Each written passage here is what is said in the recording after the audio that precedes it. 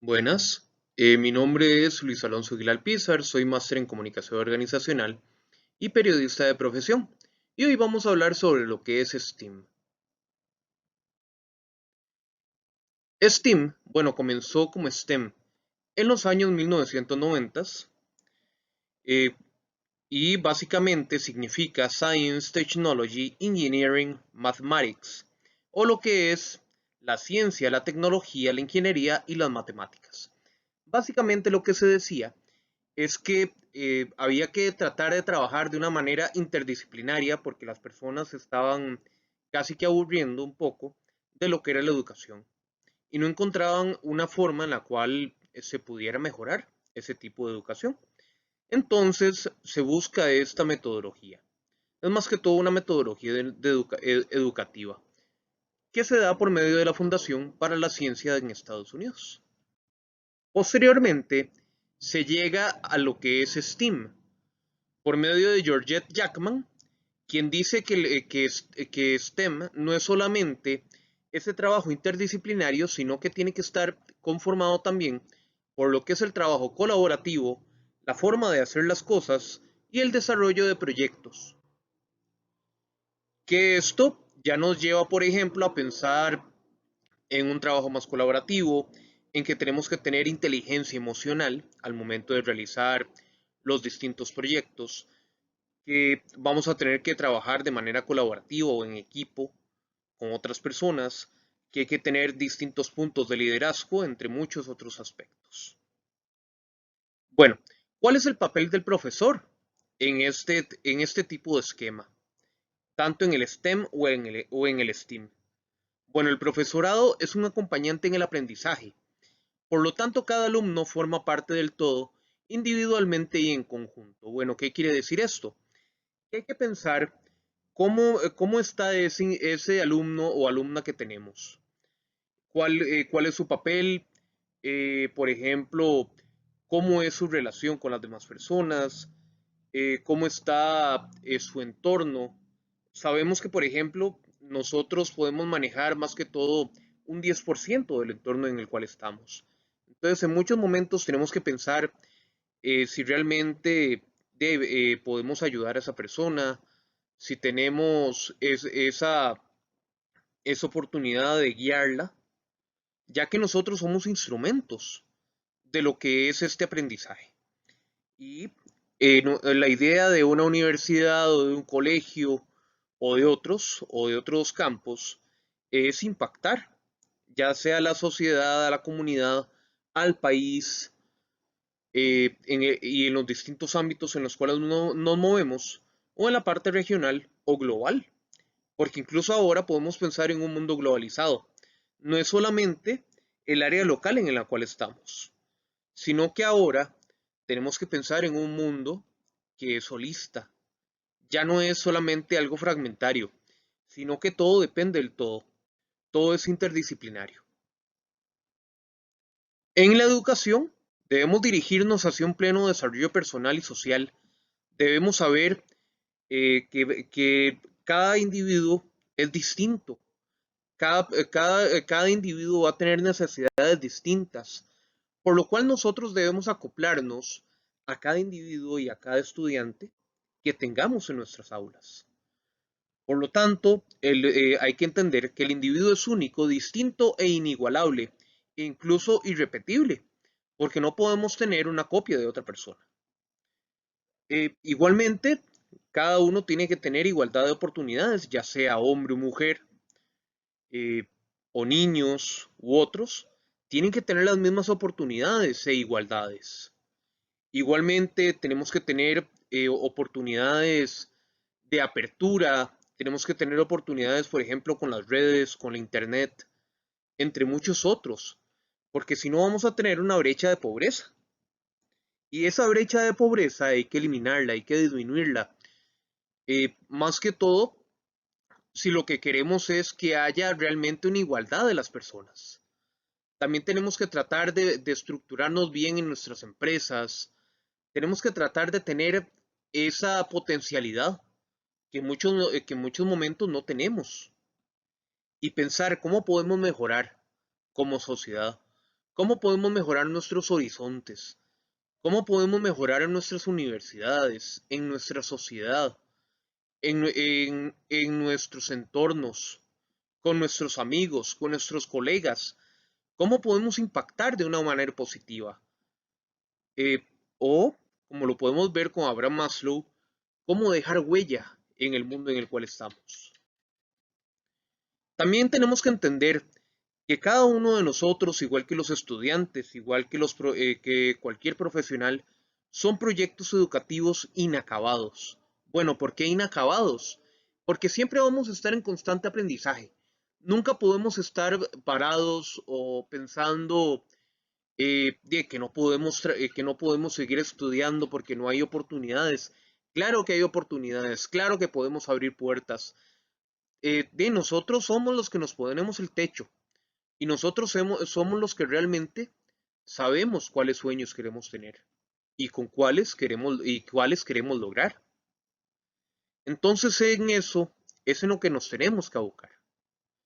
También tenemos que saber que el alumno es el protagonista de su aprendizaje. Bueno, ¿esto qué quiere decir? Que hay que darles oportunidad de que ellos puedan investigar por su cuenta, de que puedan investigar libros. Obviamente esto no quiere decir que nosotros no seamos guía de ellos, sino que siempre vamos a estar modelando ese tipo de aprendizaje o ese tipo de información que queremos darle, de que queremos darles a ellos. Entonces, nosotros siempre vamos a hacer ese instrumento que les va a ayudar a llegar alto, o que les va a lograr, o que les va a ayudar a ser grandes profesionales en sus distintos ámbitos. Igualmente hay que enseñarles que ellos son mentores de sus iguales y ellos tienen esta oportunidad de progresar, de lograr estos retos que tienen, de lograr superar los obstáculos, hey, pues pueden ser inspiración para alguien más. ¿Por qué no pueden llegar a ser, por ejemplo, inspiradores en su familia, con sus hermanos, con la sociedad, con la comunidad en la cual están? Y esto es muy importante, incluso en la sociedad actual. Recordemos que estamos en medio de una pandemia en la cual estamos en un punto de contención. En este momento, hay que pensar en cómo podemos salir adelante de estos problemas.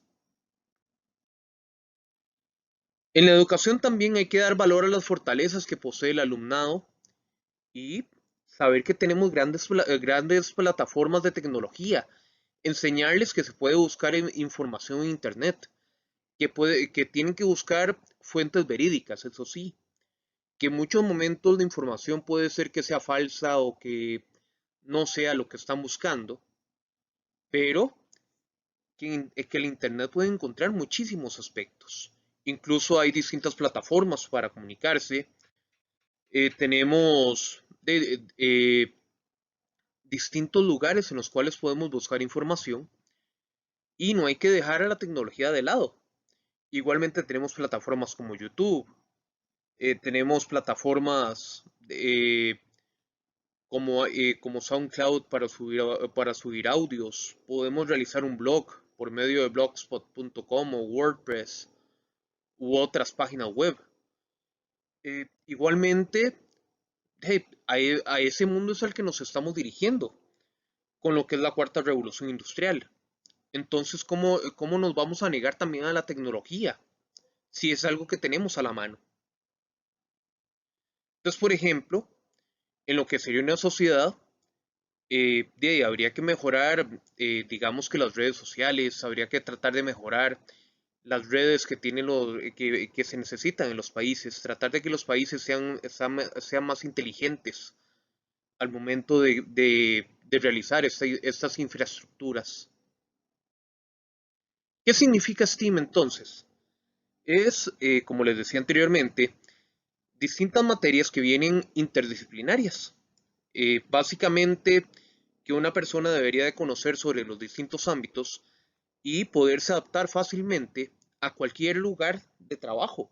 Porque sabemos que actualmente va a ser muy complicado el tener un trabajo fijo o el tener esta posibilidad de acomodarnos bien en un trabajo. Siempre vamos a estar moldeándonos, ya sea por el sitio de trabajo en el cual estamos, o por las circunstancias que tenemos en la vida, o porque queremos emprender algún negocio. Entonces siempre vamos a tener que estar pensando, por ejemplo, en lo que son las ciencias, la tecnología, la ingeniería, las artes o la matemática. En el STEAM entonces, podemos decir que es un nuevo paradigma que se da en el siglo XXI. Se da a partir de los comienzos del 2020, de este siglo XXI. Es la unión de la emoción y la razón también. ¿Esto por qué? Porque tenemos que tener una gran inteligencia emocional, una gran,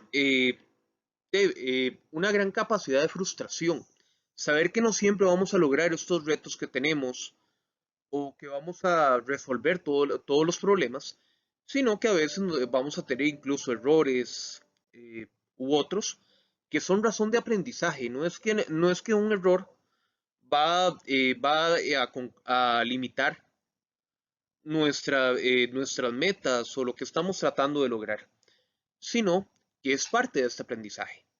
Y vamos a tener siempre una aproximación interdisciplinaria integrada. Debemos de tratar de acoplar siempre lo que es esta metodología, que es más holista. Tratar de conocer sobre aspectos sobre ciencia, ingeniería, matemática, artes, entre muchos otros aspectos, para poder ayudar a los demás. Incluso saber cuáles son nuestras fortalezas o debilidades en la parte interna y cuáles son las amenazas y oportunidades que tenemos en la parte externa. Tanto como individuos o como una compañía o como una universidad o como sociedad. ¿Y qué tenemos que cambiar? ¿Qué tenemos que entregar? ¿Qué podemos mejorar? ¿Qué habilidades tenemos? ¿Cómo podemos realizar una mejora conjunta entre las distintas personas?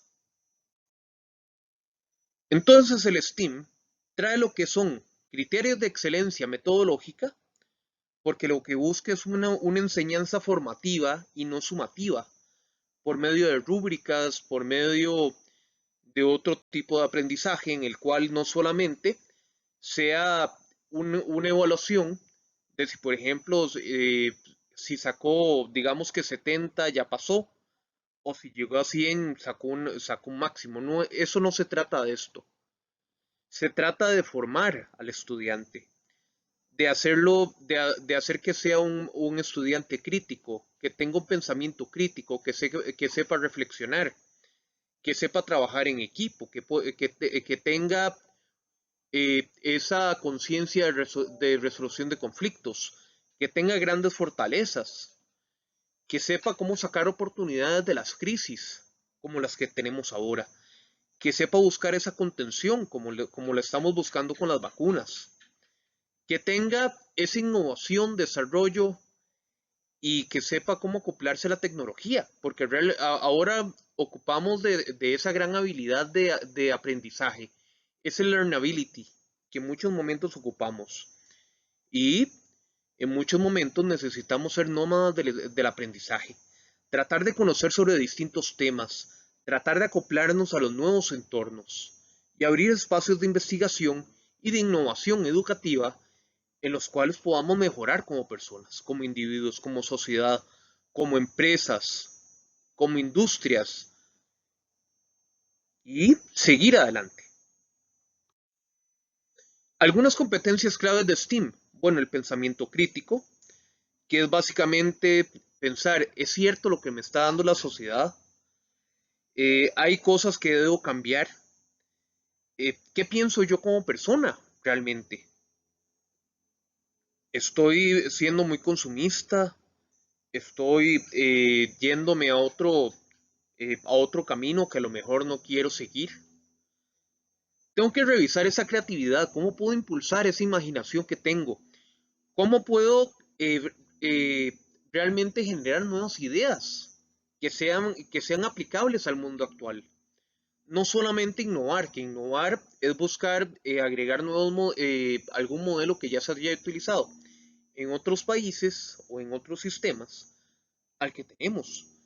No, no es solamente eso, sino que podemos ser creativos. Tenemos una mente enorme, sino como hubiéramos construido el mundo que tenemos.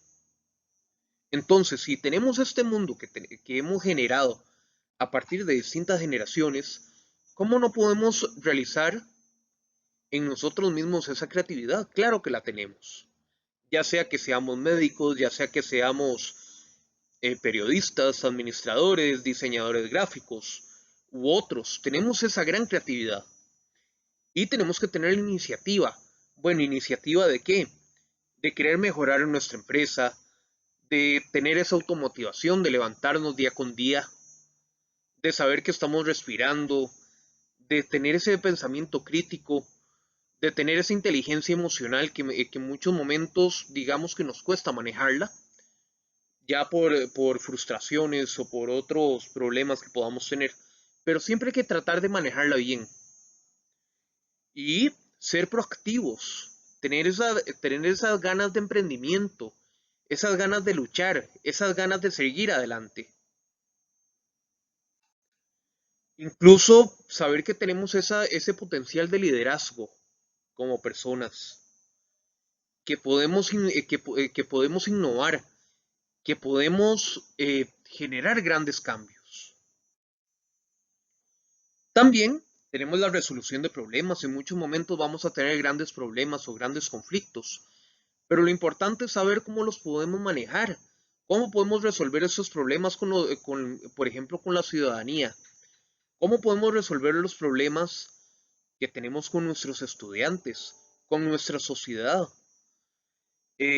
con las decisiones que hemos tomado en ciertos momentos que a lo mejor han transgredido a otras personas.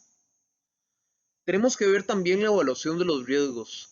¿Qué riesgos podemos tomar? ¿Qué riesgos no podemos tomar? ¿A quiénes estamos afectando con nuestras decisiones?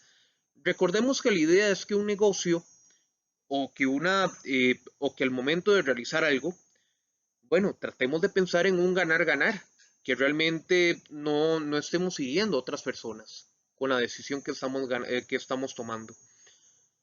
Porque hay otras, por ejemplo, el ganar-perder, que es, por ejemplo, si nosotros tenemos ese pensamiento, digamos que egoísta, de querer que siempre se realice lo que nosotros estamos pensando. O el perder-ganar, que siempre vamos a llevarlas de perder porque digamos que la otra parte es la que domina. Y esto siempre va a generar rupturas, siempre va a generar, digamos que eh, esas heridas que a lo mejor en muchos momentos cuesta que sanen. Entonces hay que evaluar los riesgos y ver si las decisiones son buenas o malas las que estamos tomando. También tenemos que ver la gestión constructiva de los sentimientos, ver cómo estamos, por ejemplo, actuando por alguna razón o si tenemos algún ruido psicológico o algo que nos está afectando, tal vez tuvimos una pelea con alguna persona o con un familiar y esto nos está afectando nuestra relación con las demás personas. Podemos ver también la parte de la razón. ¿Qué es cuál es la intuición que tenemos? ¿Qué es lo que estamos pensando en este momento? ¿Qué podemos mejorar? ¿Qué podemos ver en nuestro entorno? ¿Cómo podemos, por ejemplo, manejar el tiempo en este momento? ¿Cómo podemos trabajar mejor en el teletrabajo? Todo esto hay que pensarlo de una buena forma. Además, tener una responsabilidad social familiar, no solamente del empleado, sino ver el entorno en el cual está viviendo. Y tener esa conciencia social y esa responsabilidad social, que en muchos momentos no tenemos. Bueno, ¿y por qué hay que agregar el arte? Bueno, porque el arte influye en la creatividad. Por ejemplo, lo podemos ver en la forma en la cual se realizan distintas obras de arte, ya sea, por ejemplo, como en el caso del grito de Edvard Munch, en el cual se muestra como si fuese un estruendo, o un gran estruendo, o un grito a la naturaleza. Esta obra está actualmente en Oslo, en Noruega, donde se ha proyectado de gran forma, incluso se utilizan grandes emoticonos. Es básicamente como una cara de terror o de angustia, o, sí, o de angustia o de miedo hacia el entorno en el cual está. Tenemos también otra pintura, como por ejemplo la que se da con Salvador Dalí, de la cara de la guerra o The Face of War, en la cual se muestra todo un dolor o todo un gran sentimiento de lo que puede ser una guerra. Incluso Salvador Dalí lo que muestra es como una cara petrificada, una cara esquelética, una calavera, eh, con distintas calaveras infinitas dentro, que estas también muestran un gran terror. Y podemos ver cómo salen serpientes de esas calaveras. Bueno, esas serpientes eh, se puede mostrar como si fuera de la mitología griega lo que era la medusa, como todas las personas quedaban petrificadas ante este sentimiento de angustia que se sentía. Y eso realmente afectó en ese momento. Bueno, en este momento podría ser que nos esté sucediendo algo muy parecido con lo que es, por ejemplo, esta pandemia. Pero ¿por qué no levantarse? ¿Por qué no luchar? Saber que tenemos más días por delante, que podemos seguir luchando, que tenemos esa gran posibilidad de tener oportunidades. No hay que solamente ver las amenazas o las debilidades que tenemos, sino las fortalezas y las oportunidades. De toda crisis vamos a tener siempre oportunidades de seguir adelante, de fortalecernos, y eso es lo que tenemos que hacer. Igualmente, tenemos lo que es la pintura de la Guernica, que se da alrededor de 1937 en el País Vasco, y se muere una gran multitud de gente en ese lugar, y se representa por medio de la tauromaquia, que era parte de lo que utilizaba Pablo Picasso en esa época para representar. Entonces podemos ver cómo el arte también influye en la comunicación, en lo que es la comunicación no verbal, en lo que es la comunicación por medio de los emblemas o por medio del lenguaje, y cómo este influencia o influye más bien eh, lo que es el pasado, el presente y el futuro de las distintas generaciones. Incluso da, digamos que un parámetro de lo que ha sucedido en otros momentos. Entonces, claro que influye en la creatividad. También ayuda en la resolución de problemas, nos ayuda a tener un pensamiento más lateral, como dice Eduard de Bono. Incluso podríamos ver que hay otra forma de resolución de problemas, lo que es la utilización de los 6 sombreros de Eduard de Bono. Por ejemplo, el negro, que se podría decir que es como el abogado del diablo. Esto se utiliza más que todo en reuniones o en momentos en los cuales se puedan tomar decisiones. Entonces, se utiliza lo que es el sombrero negro, por ejemplo, para las malas noticias o para una persona que sea muy negativa. Entonces, ese es el sombrero de esa persona. Luego está el sombrero blanco, que es básicamente de esa parte de objetividad, de las noticias, de lo que es el balance, de las cifras, pero digamos que sin esa parte de negatividad. Podemos también ver lo que es el sombrero amarillo, lo que es la innovación, lo que es esa representación de buscar, digamos que modelos que ya se hayan utilizado en otros lugares o en otros sistemas, y cómo los podemos utilizar en nuestros propios sistemas. Entonces ese es el sombrero amarillo, es el que es la innovación. Tenemos el sombrero verde, que es más que todo esa parte de creatividad, esa parte de visualizar nuevos aspectos, de ver nuevos horizontes, de imaginarnos cómo podemos explotar esas ideas que tenemos y de resolver los conflictos por medio de esto. Tenemos también el sombrero rojo, que es más que todo de la parte emotiva. Este es, por ejemplo, el que dice, a mí me parece que tal cosa, me parece que tal otra. Creo que esto se debería hacer así por tal y tal cosa. Entonces ese es el otro sombrero. Y por último está un sombrero que es azul, que es el directivo. Esos son más que todos los sombreros que utiliza Eduardo de Bono, pero digamos que esto se lanza más hacia la creatividad en una reunión o en un momento en el cual haya que tomar una decisión y se ve como un juego. Esto es parte de la creatividad, lo que son los juegos o lo que es esta parte dinámica de cómo resolver algo. Igualmente tenemos que tener un gran pensamiento crítico. Tenemos que ver si realmente lo que nos está ofreciendo la sociedad actualmente es realmente ese punto real o si es irreal lo que nos está mostrando o si esa publicidad realmente que vemos en la televisión concuerda conmigo o es algo que no puedo alcanzar o me están haciendo pensar que eso es realmente necesario cuando no lo es. Igualmente sucede con los medios de comunicación. En muchos momentos, digamos que hay que pensar si realmente es importante ver esas noticias o no, si realmente nos generan ansiedad o angustia. Entonces, tener ese pensamiento crítico. ¿Me sirve ver eso? ¿No me sirve? ¿Cómo están mis redes sociales? ¿Qué tipo de información es la que quiero ver? ¿Qué no quiero ver? ¿Cuál información puede ser falsa, por ejemplo, si estamos en redes sociales? Entre muchos otros aspectos, siempre hay que tener ese pensamiento crítico. Ver siempre si podemos ser éticos también.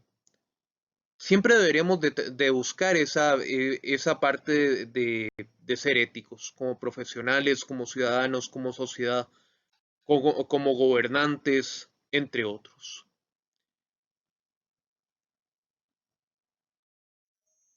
Tenemos también lo que es la comunicación. Como podemos ver, el arte influye en la comunicación, tanto la parte verbal como la no verbal, porque siempre vamos a tener un mensaje. Siempre la persona que la ve va a tener un mensaje y se lo va a comunicar a otra persona. Entonces tenemos esa comunicación verbal.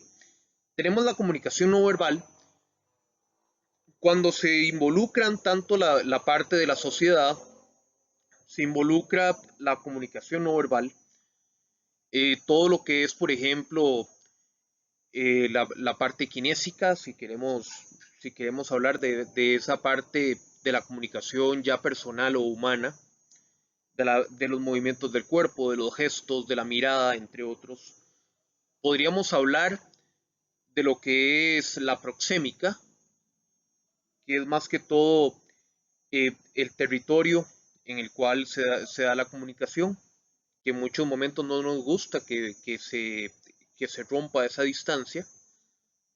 Podríamos ver lo que es el área paralingüística, lo que es el ritmo, el tono, la velocidad de la voz, la intensidad de la voz, entre muchos otros. También tenemos lo que es la autonomía, lo que es el sentirnos autónomos e independientes de lo que estamos pensando, de lo que estamos visualizando, de la forma en la cual estamos dando nuestro mensaje. También, como dije anteriormente, hay que tener gran iniciativa y intenciones de colaborar con los demás, de mejorar, de tener un trabajo en equipo, entre muchos otros aspectos. ¿En qué influye lo que sería el arte? En lo subjetivo, en la forma en que pensamos, en nuestros paradigmas, en lo objetivo, la parte como vemos la sociedad o el mundo en el cual nos movemos, el campo social. ¿Qué es lo que ha sucedido en estos momentos o qué sucedió en otros momentos? ¿O cómo se imagina uno que puede ser el futuro? Conocer aquello, cómo y el por qué. Y esto repercute en la creación de lo que estamos realizando. Y es la exploración continua de lo que puede hacer y lo que puede aprender a hacer una persona. Porque digamos que parte de lo que es el liderazgo, parte de lo que uno debería dar como profesor o como gerente o por ejemplo eh, en otros campos es enseñar a las otras personas a realizar su trabajo, a aprender, a que no se sienta frustrado o frustrada, sino todo lo contrario, que ellos logren realizar los objetivos que tenemos planteados, que ellos tengan la idea de lograr esas metas y superarlas. Todo eso es un baluarte, es, es esa parte importante de lo que deberíamos de realizar. Aprender haciendo, entonces, es un aprendizaje basado en proyectos. Esto, por ejemplo, se ha utilizado en Chile con lo que es el ABP. Podemos ver el aprendizaje práctico basado en el proceso. Todo lo que podemos aprender en un proceso, por ejemplo, en una clase o que podemos aprender al momento de experimentar. Porque eso también se da en lo que es, en lo que es este tipo de metodología o el STEAM, lo que es la experimentación, la prueba y el error, lo que es estar acostumbrados a la incertidumbre. Como podemos ver, por ejemplo, en un momento de crisis tenemos momentos que vamos a identificar la crisis, después vamos a ver cómo la vamos a contener, después eh, vamos a ver cómo la vamos a solucionar y cómo la vamos a prevenir incluso. Entonces, todos estos puntos son importantes también al momento de aprender a realizar algo. Y eh, es parte de esa prueba y error, de esas prácticas que debemos realizar, entre otros. También tenemos esa enseñanza y aprendizaje. Por ejemplo, ahora con la pandemia, bueno, ¿qué hemos aprendido? Hemos aprendido que la tecnología no es por ejemplo, tan fuera de lo común de lo que habíamos pensado. Ahora se ha vuelto en una forma de vida para nosotros. Nos ayuda a reevaluar los objetivos. Tal vez estábamos estancados en este momento o estancadas. Entonces nos ayuda a pensar hacia dónde queremos ir, cuál es el horizonte que tenemos y reevaluar hacia dónde vamos. Y ver la exploración de nuevos caminos y posibilidades, nuevos emprendimientos, nuevas ideas, nuevos mercados, por ejemplo, porque podríamos pensar en que hay océanos azules a los cuales nos podemos dirigir. Bueno, ¿qué es esto de océanos azules? Bueno, es básicamente el buscar estos sitios inexplorados que no hemos revisado y qué podemos encontrar. ¿Cuáles, por ejemplo, cuáles públicos podrían acercarse a nuestra compañía o a nuestras universidades o a la sociedad que tal vez no habíamos tomado en cuenta y que son parte importante o que podrían ser una parte importante de acuerdo a los objetivos que planteemos en nuestras organizaciones? El aprender haciendo eh, tiene tanto lo que es el pensador y el hacedor, pensar en distintas formas de mejorar o en distintas formas de realizar algo, igualmente con el design of thinking o con lo que son estas nuevas metodologías que necesitan, por ejemplo, de trabajo en equipo, de que todas las personas trabajen en un brainstorming o en una forma colaborativa para llegar a una solución de algo que esté sucediendo. Esto ayuda a empoderar la imaginación, porque ¿qué hacemos si no tenemos imaginación? Si no sabemos cómo podemos salir adelante de estos problemas que tenemos. Entonces también hay que tener ese punto de resiliencia, ese punto de levantarnos al momento de caer. Esta vida es solamente de levantarse y seguir, y no podemos detenernos. Como sucede en una crisis, no hay un botón de pausa, no hay una forma en la cual podamos, eh, digamos que, atrasar el tiempo o volver a otro punto en el cual estábamos anteriormente. No, todo lo contrario.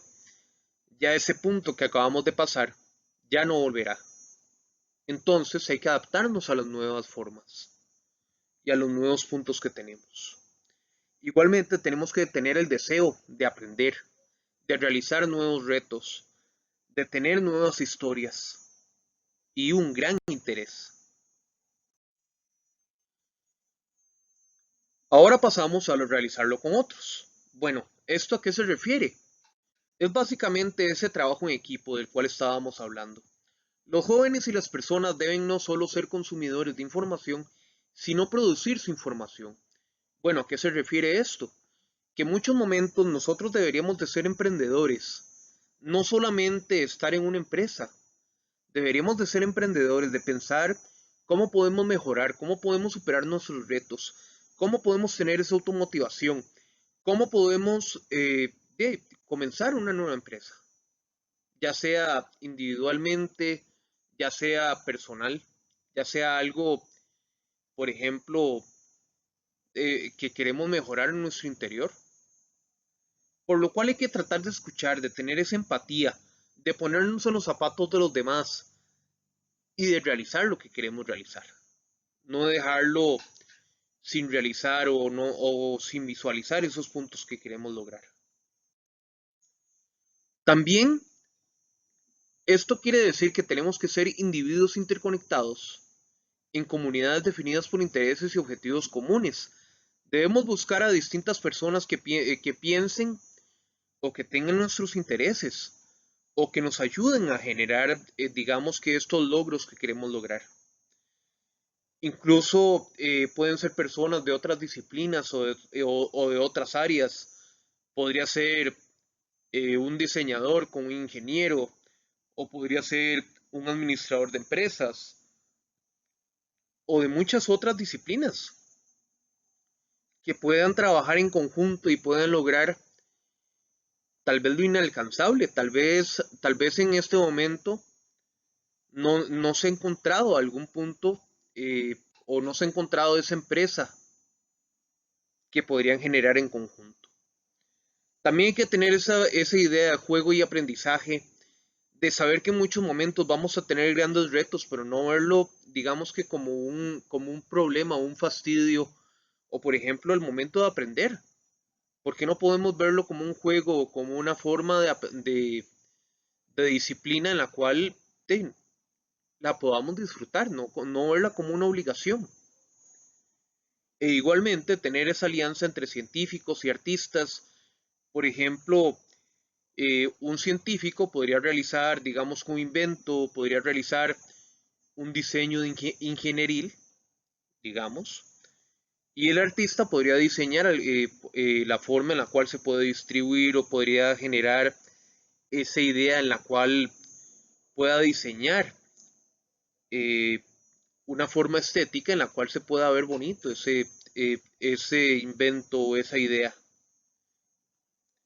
Entonces, dos mentes o dos personas pueden pensar mejor que una. Igualmente, si tienen eh, un pensamiento distinto o si son de disciplinas distintas. Muchas gracias.